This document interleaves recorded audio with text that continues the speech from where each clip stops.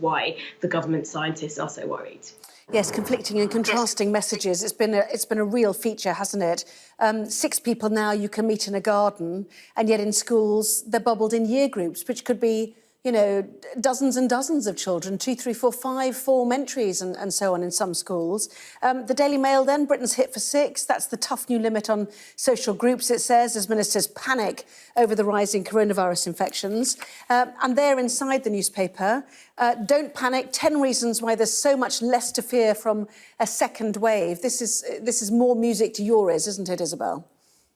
Oh, it certainly is. I was very pleased to see that the Mail sets out some real common sense there, looks at why things have changed since the beginning of the year and why we have less to fear. And there are many, many reasons that that is the case, not least because there's some quite compelling evidence that the virus is changing. This would be great if it can ultimately be verified. It does seem that the virus is becoming slightly less powerful. Now, the science on this is uncertain yet, as it is on so many aspects of this virus, but we also know a great deal more about how to treat it than we did back at the beginning of the lockdown. And I think Sarah Vine, who's the wife of the Cabinet Minister Michael Gove, has written a very brave column there saying, in essence, look, you know, this is a nasty virus, but we cannot keep kind of shutting up shop periodically. We have got to crack on. It is not really sustainable or, more importantly, desirable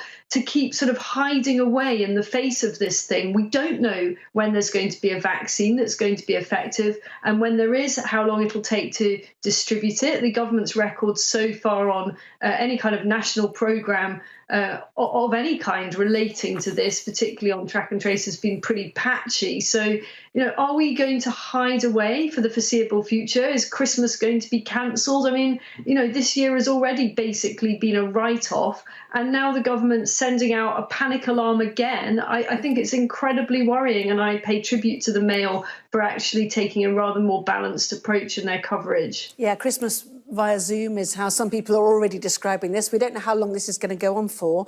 You say there's more treatments. I suppose there are if you're very ill, like remdesivir, for example. But in the armoury, really, there is just a test and trace system, or test and protect, as they call it in Scotland.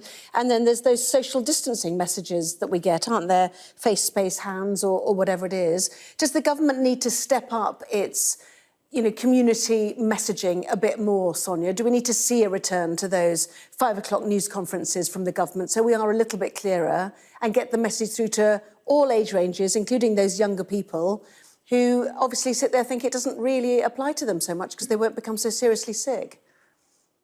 Well, I think, you know, I'm not sure about daily press conferences. I think it's less about that and very clear messaging. And actually, I think I completely disagree with Isabel. I think that Mail spread is incredibly irresponsible. It massively, massively overclaims and makes misleading claims about science.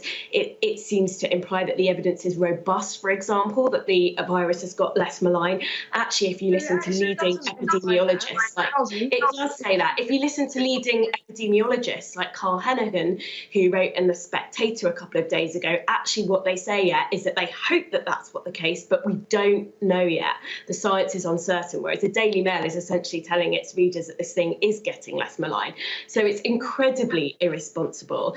The jury is still out. We don't know yet whether death rates and hospitalisation rates are down, predominantly because it's spreading amongst the young and it hasn't hit the more vulnerable yet, or whether it is because the virus is getting less strong. Obviously, we hope it's the latter.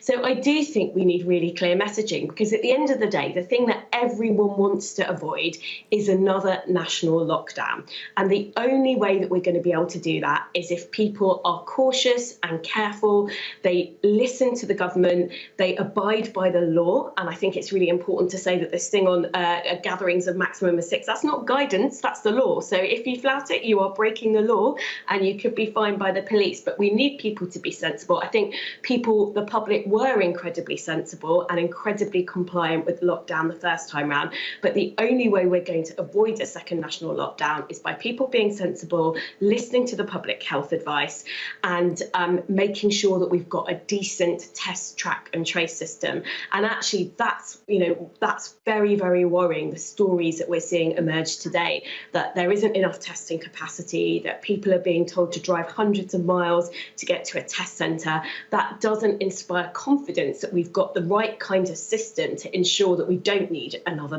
national lockdown. Yes, Isabel, you were trying to come in there.